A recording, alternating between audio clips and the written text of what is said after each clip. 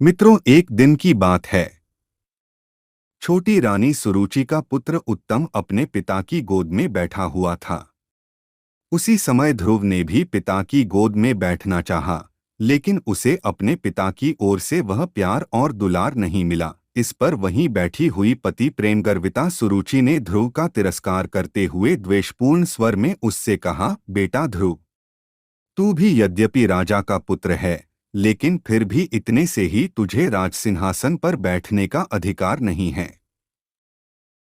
अपने पिता की गोद और इस राजसिंहासन पर बैठने के लिए तुम्हें मेरे उदर से जन्म लेना चाहिए था। यदि तू अपनी यह इच्छा पूरी करना चाहता है तो परम पुरुष श्री नारायण को प्रसन्न कर उनकी कृपा से मेरी कोख से जन्म ले। इसका अधिकारी तो मेरा पुत्र उत्तम ही है, समझा। उस समय पिता के दुलार से वंचित ध्रुव सुरुचि की कटुक्ति सुनकर तिलमिला उठे। क्रोध और दुहक से उनके होंठ कांपने लगे। उनकी आंखों में आंसू भर आए। रोते हुए वे अपनी मां के पास पहुंचे। सुरुचि द्वारा किए गए अपने पुत्र के अपमान से व्यथित अपने प्राणप्रिय पुत्र ध्रुव को सुबुकियां भरते देखकर माता सुनीति का हृदय दुहक से भर गया। उनकी आंखों से भी झरझर आंसू बहने लगे। वे ध्रुव को अपनी गोद में बैठाकर उसके सिर पर हाथ फेरते हुए समझाने लगीं, बेटा, तू व्याकुल मत हो, रोना छोड़ दे। इस पृथ्वी पर जन्म लेने पर पूर्वजन्म के शुभाशुभ कर्मों के फल ही सुख दुख के रूप में प्राप्त होते हैं।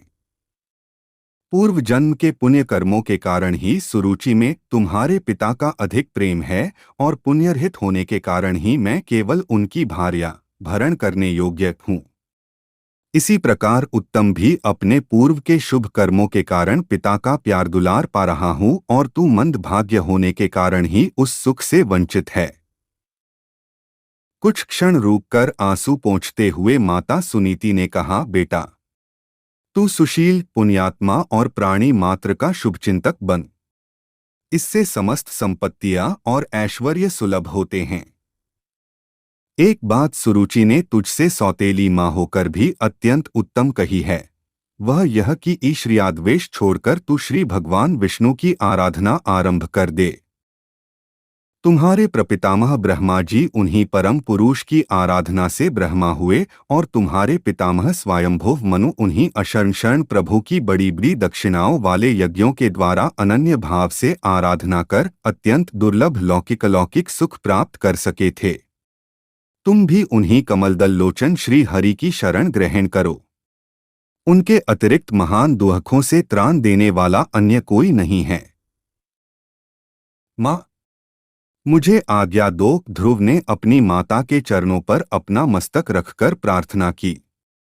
निश्चय ही मैं अब परम पुरुष परमात्मा से अप्राप्य वस्तु प्राप्त करूंगा। तू बस प्रसन्न मन से मुझे आशीष दे।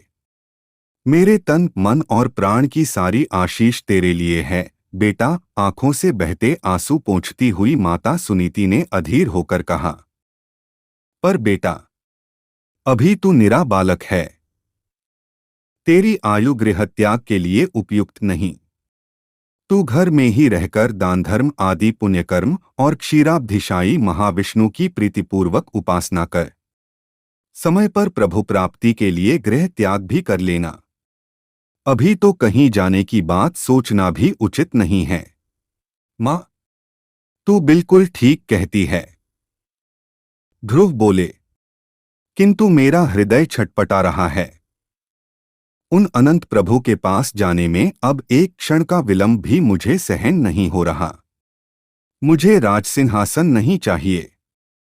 मैं अलभ्य लाभ के लिए करुणामय स्वामी के चरणों में अवश्य जाऊंगा। तू मुझे दया कर आज्ञा दे दे। सर्वांतर्यामी सर्वसमर्थ करुणावरुणालय तुम्हारा कल्याण करें, बेटा। माता सुनीति बोली, बेटा, मैं तुम्हें भगवान श्री विष्णु की आराधना से नहीं रोकती। यदि मैं ऐसी चेष्टा करूं तो मेरी जीभ सैकड़ों टुकड़े होकर गिर पड़े, क्योंकि श्री भगवान की आराधना से संपूर्ण असंभव भी संभव हो जाता है।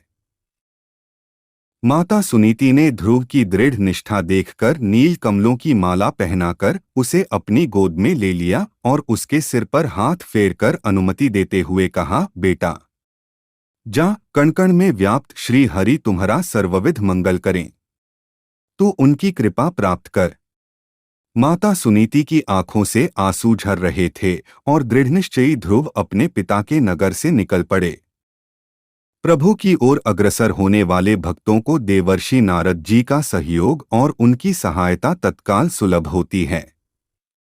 थोड़ा सा भी अपना मानभंग न सह सकने वाले नन्हे से क्षत्रिय बालक को परम पुरुष परमेश्वर की आराधना का निश्चय कर वनगमन करते देख देवर्षि तत्काल वहां पहुंच गए। उन्होंने ध्रुव के मस्तक पर अपना पापनाशक मंगलमय वरद कमल हस्त फेरते हुए स्नेहसिक्त स्वर में कहा, बेटा तुम्हारी आयु बहुत छोटी है और परब्रह्म परमात्मा की प्राप्ति अत्यंत दुष्कर है। योगींद्र मुनींद्र तथा देवताओं को भी उनका दर्शन बड़ी कठिनता से प्राप्त होता है। इसलिए तुम अपनी जन्मदायिनी जननी की आज्ञा मानकर घर लौट जाओ। वहां योगाभ्यास एवं शुभ कर्मों के द्वारा संतोषजनक जीवन व्यतीत करो। बड़े होने पर प्रभु प्राप्ति के लिए तप करना। अभी जाओ। ब्राह्मण, आपका उपदेश बड़ा सुंदर है।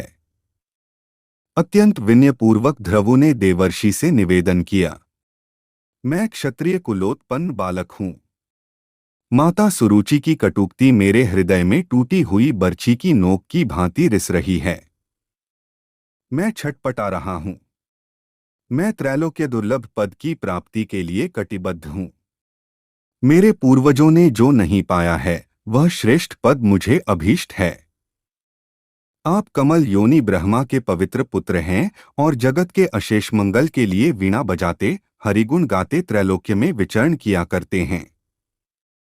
आप मुझ पर भी दया करें और उन सुरंद मुनिवंदित परब्रह्म परमात्मा की प्राप्ति का मार्ग बताएं। आपके श्री चरण कमलों में मेरी यही प्रार्थना है। बेटा, तुम्हारी माता सुनीति ने जो तुम्हें मार्ग बताया है वही भगवान वासुदेव की प्राप्ति का एकमात्र उपाय है। ध्रुव की बातों से अत्यंत प्रसन्न होकर देवर्षि नारद ने अत्यंत प्यार से ध्रुव को बताया, बेटा तुम्हारा कल्याण होगा।